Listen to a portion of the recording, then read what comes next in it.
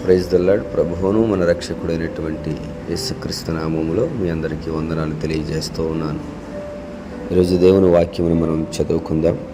లోక శుభవార్త 7వ అధ్యాయము 23వ వచనం. నా విషయమై అభ్యంతర పడనివాడు ధన్యుడని వారికి ఉత్తరమిచ్చాను. ప్రియమైన దేవుని బిడ్డలారా, యేసు ప్రభువు పలికినటువంటి అమూల్యమైన మాటలలో ఈ మాట ప్రాముఖ్యమైనది అనే విషయాన్ని మీకు జ్ఞాపకం చేస్తూ ఉన్నాను.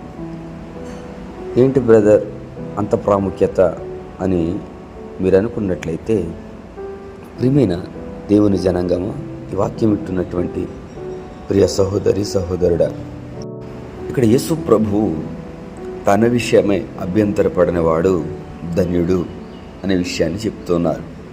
ధన్యుడు అనగా ఆశీర్వదించబడినవాడు, ధన్యుడు అనగా దీవించడానికి అర్హుడు, అంటే దీవెన పొందడానికి అర్హుడు. ధన్యుడు అనగా దీవెనను సొంతము చేసుకో స్థితి కలిగినటువంటి వాడు అనే విషయము మనకి అర్థమవుతూ ఉంది. అయితే ఎవరు ధన్యులు అంటే, దేవుని విషయమై అభ్యంతరపడినటువంటి వాడు ధన్యుడు. యేసు ప్రభు ఈ మాట తెలియజేయడానికి చాలా కారణం ఉంది.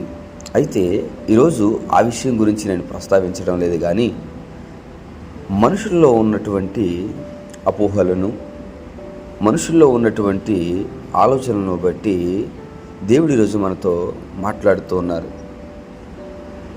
దేవుని విషయమై అభ్యంతరం, ఏదో ఒక రీతిగా ఎవరో ఏదో చెప్పారని దేవుని యందు నిర్లక్ష్యం కలిగి నడవడం, ఎవరో ఏదో అన్నారని దేవుని పనులను తృణీకరించడం. అయ్యో పాస్టర్ గారు పలానా అన్నారు, పలానా మాట అన్నారు, నేను దేవుని పని ఎందుకు చేయాలి? లేకపోతే పాస్టర్ గారు ఇలాగ అన్నారు, నేను చర్చికి ఎందుకు వెళ్ళాలి? లేకపోతే మా రక్త సంబంధులు ఏదో అన్నారు, నేను దేవుని పనిలో ఎందుకు పాలు భాగస్తున్నవ్వాలి అని ఇటువంటి ఆలోచనలతో మనుషులు ఉంటూ ఉన్నారు. అయితే నేను తెలియచేసేది ఏంటంటే, దయచేసి వారితో మీరు కలిసి నడవడం లేదు. ఇక్కడ దేవుని విషయమే మీరు ఆ పని చేస్తున్నారు. దేవుని విషయమే మీరు దేవుని వెంబడిస్తూ ఉన్నారు. అటువంటి సమయంలో మీరు అభ్యంతరం కలిగి గనుక ముందుకు వెళితే దేవుని దీవెన మన జీవితాల్లోకి రావడానికి మనము కారకులము, అంటే రాకుండా ఉండడానికి మనము కారకులము అవుతూ ఉంటాం. వారిని మనం ఏమనలేం, లేకపోతే పాస్టర్ గారిని ఏమనలేం, లేకపోతే తోటి విశ్వాసాన్ని ఏమనలేం, లేకపోతే ఎవరిని మనము ఏమీ అనలేము. కానీ నీ ఆశీర్వాదాన్ని నువ్వు పొందుకోకపోవడానికి కారణం ఎవరంటే మీరే. ఈరోజు ధన్యుడిగా మార్చబడకపోవడానికి కారణం ఎవరంటే మనమే. చాలామంది ఇతరులను బ్లేమ్ చేస్తూ ఉంటారు, కానీ అది ఎంత మాత్రము వాస్తవము కాదనేది నా అభిప్రాయం. కనుక ప్రియమైన దేవుని బిడ్డలారా, నీవు నీ ఆశీర్వాదాన్ని పొందుకోవాలంటే దేవుని విషయంలో అభ్యంతరము లేకుండా ముందుకు నడవాలనే విషయాన్ని తెలియజేస్తున్నాను. ప్రార్థన చేసుకుందాం. పరిశుద్ధుడా, నీకే స్తోత్రాలు.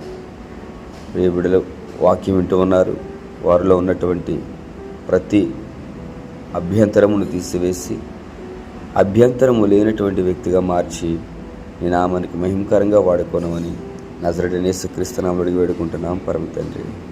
ఆమేన్. God bless you all.